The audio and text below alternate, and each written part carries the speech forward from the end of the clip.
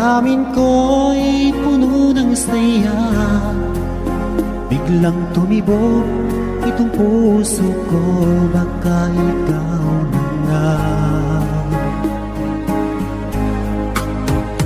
ang aking pinapangarap na lagi kong inaasahan, na babaeng makasama ko magpakailanman.